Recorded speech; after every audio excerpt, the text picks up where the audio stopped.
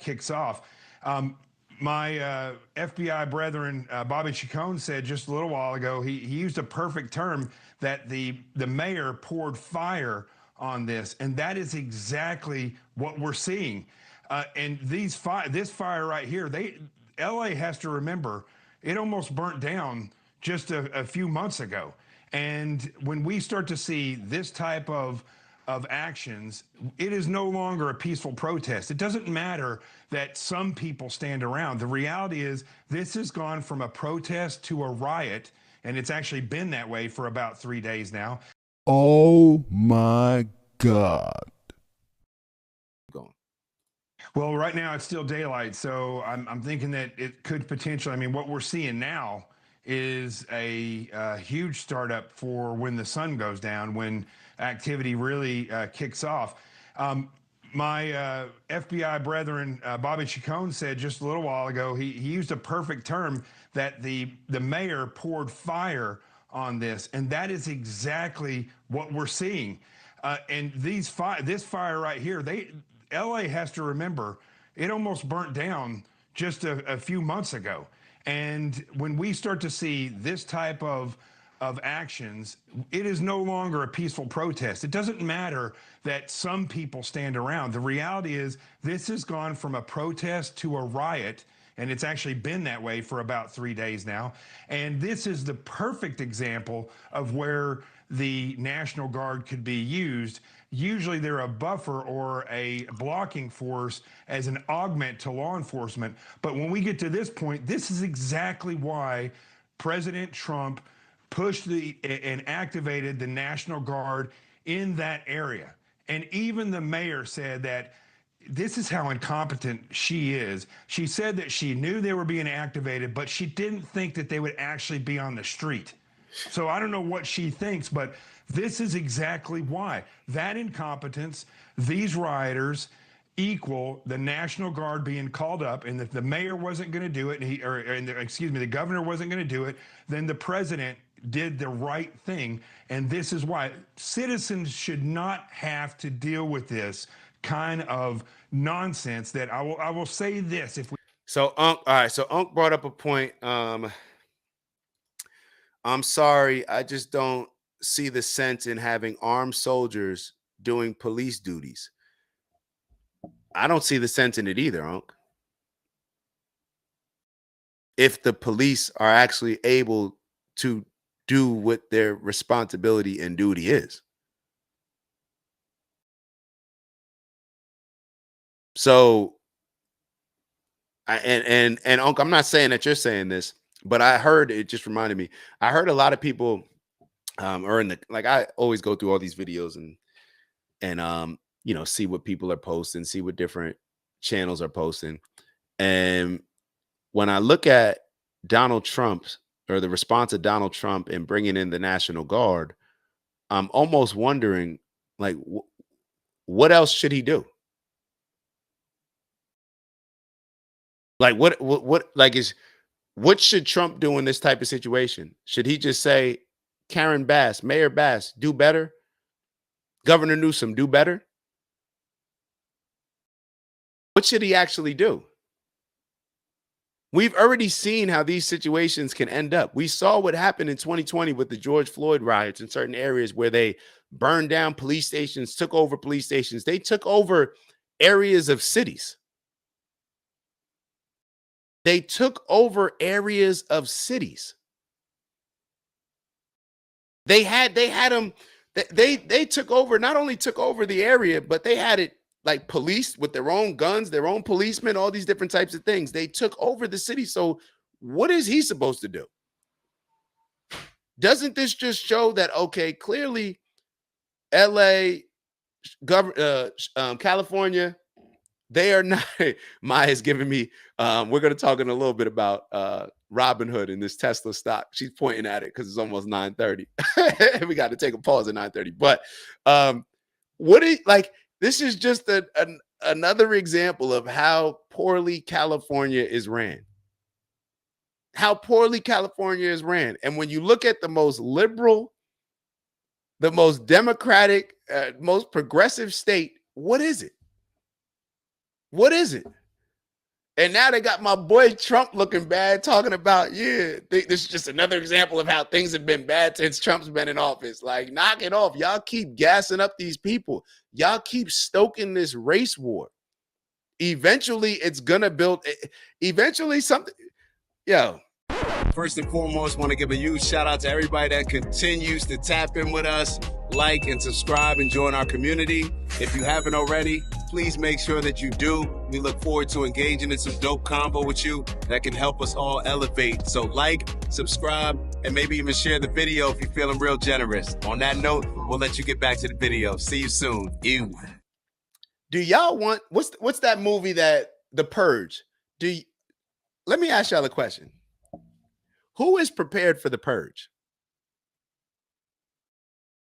Like, if think about it from this standpoint. Let's back up a little bit. Let's try to use some common sense. Let's try to use some common sense here. Who's the side of people that's always trying to take away the guns? Democrats and liberals, right? Who has the most guns? I would say more like just in my Midwest, Southerner, Midwest, more country, right? I would probably say more white people have more. Now, somebody's going to say, well, legal guns or illegal? All right. I would say that more white people in general have guns that are, we're just talking about legal guns, right? Can we just, more white people have guns that are legally owned, and the illegal, the ones that are illegally owned by certain people, that, let's just be real. Black people, we ain't committing crimes against, we're scared to do anything to white people. Let's just be honest. That's why George Zimmerman is still walking around here and was talking, popping big shit, saying, I'm outside pretty much, and nobody did anything. If we allow the Democrats, the politicians, to keep stoking this race war, the politicians, they're probably good. The politicians, they're privileged, right? They're in a position where they're not going to have to worry about, they're not going to be on the front lines of fighting anybody or anything like that. They're going to hire people for security. They're going to do all these things, right? But if there's a race war, the people that vote Democrat, let's break it down like that. Instead of breaking it down white and black, let's say the people that vote Democrat, I don't think have as many guns as the people that vote Republican. I'm just being honest. Just being honest. So if we allow them to create a race war, it's almost like your man telling you, or somebody that you think is your friend, trying to get you to crash out, like, yo, go, go over there, knowing that you're about to walk into a situation where that's getting backdoored. That's what they call getting backdoored, right? So it seems like the Democratic politicians, the liberal politicians, are backdooring the people that vote for them to get them involved in a situation that's going to create a race war. Now, maybe they're looking at it like, so what? It'll just be a big event. You know, we'll have a race war. We'll get people to need us even more. They don't have any guns. Maybe they'll need us even more. I don't know what the end game is, but I'm just being real. We can't afford a race war. And when I say we, I'm not only talking about the country. I'm not only talking about how I identify my people, my principles, morals, and values. I'm talking about Black people. I'm talking about minorities. I'm talking about Democrats. I'm talking about the people that tend to vote for the BS politicians, the Democrats and liberals. They're trying to create a war that they know that the people that vote for them will never, ever be able to survive, be able to win, and it will just make them more and more dependent on them. Now, y'all may be sitting here saying like, bro, there's never going to be a race war. There's never going to be this. All right. What else are they doing this stuff for? We continue to talk on this show about stuff that doesn't make any sense. We heard Vons earlier say that, yo, even Democrats agree on this. So why are they pushing it? Why are they pushing it then? And Vons just wrote, I compete in a white man sport. Vons is a professional Bass fisher, just in case y'all didn't know. We definitely can't afford a race war. We can't. But Vons, my question to you is, why are you like? Why do not? I don't want to make it you personally. Why do you think people that vote Democrat overall continue to vote for people that are pushing for something that we can't afford? It's like, how are the same people that are telling you you deserve reparations also trying to get you to crash out and get involved in a situation where you and your offspring won't even be able to survive and enjoy and reap the benefits of any reparations? And Queez, you're right, Queez. We will call for help and assistance like we always do. All right, so I gotta, oh my God, it went down. All right. Oh my God. Now I'm about to buy it.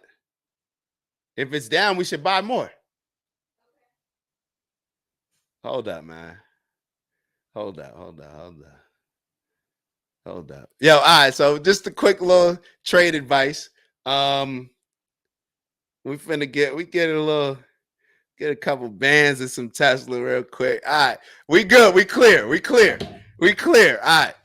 It went through. All right. So just a little stock advice. All right. So Tesla, total side note, just give me 60 seconds. Elon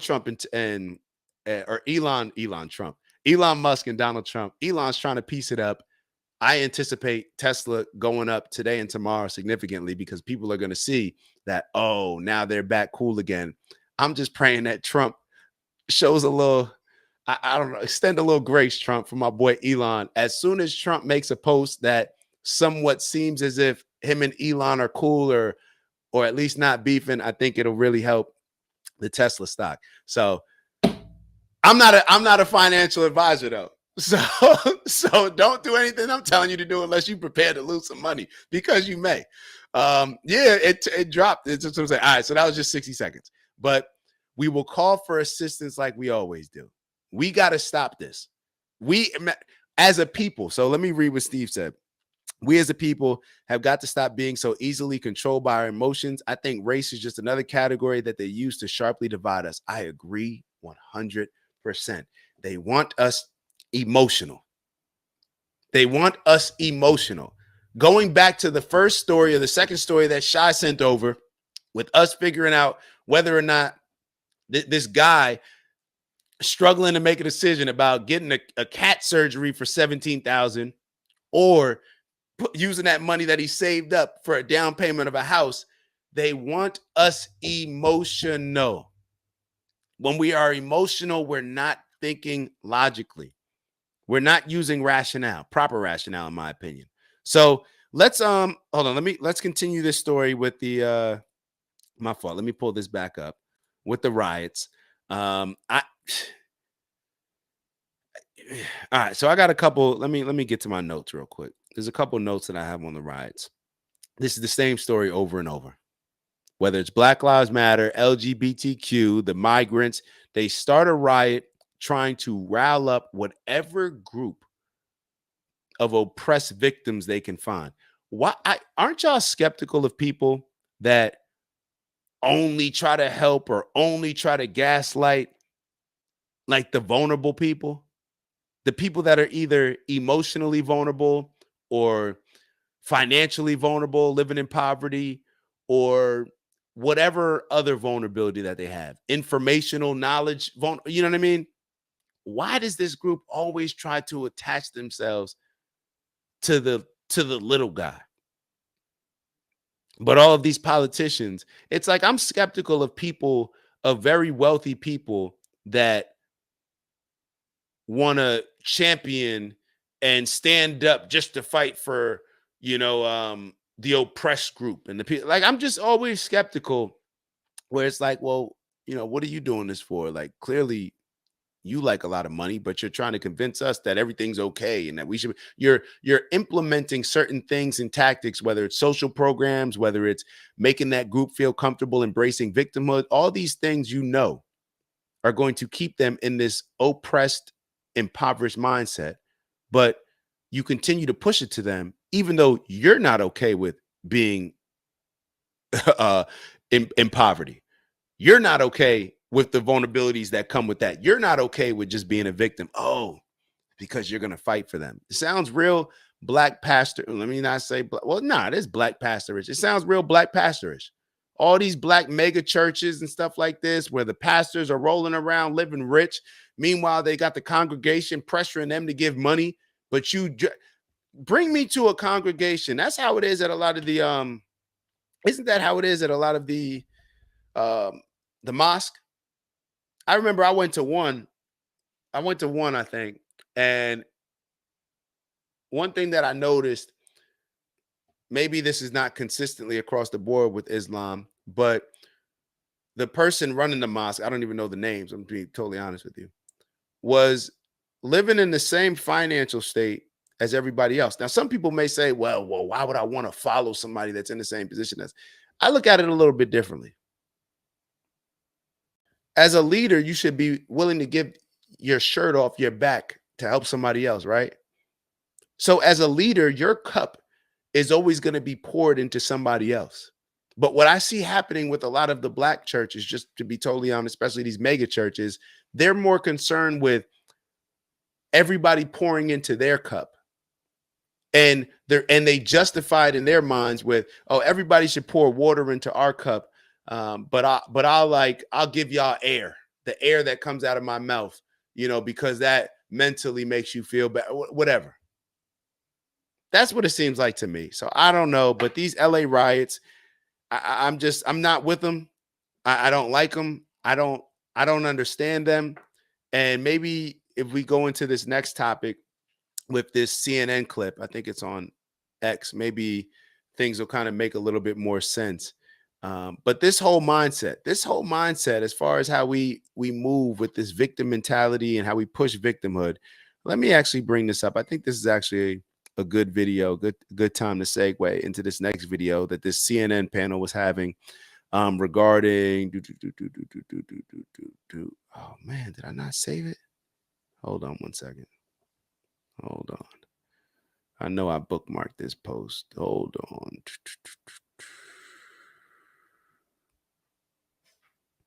Oh, and just very quickly for all y'all, let me just show y'all. See USA Today?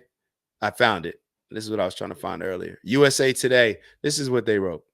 Just y'all take a second to read that. There is no scientific evidence that transgender women athletes have a physical advantage over cisgender women athletes. Insane. All right, so let me get to, if I can't find the video that I was trying to show y'all on X, I'll just play the YouTube clips. The YouTube clips weren't as good, but it is what it is. We'll adjust. We shall adjust. All right. Actually, let me do this. Hold on. Yeah, let me just do this. I'm sorry. Oh, no, I kind of want to show that one. Hold on. Give me a second. 1 second. I just got to find out the lady's name. Hold on. Google. Maya, I need you. Hold on 1 second. So this is what I'm trying to find. There was a conversation on CNN. Hold on. Give me a second. All right. So this is what we'll do. We'll play the beginning of this JD Vance interview that I wanted to highlight to talk about Trump versus Elon, but we'll get back to the CNN clip as well. Matter of fact, no. Oh, Maxine. One more video that we had to show on this exact issue. So that's what we'll do. All right. So we'll make sure that this is up.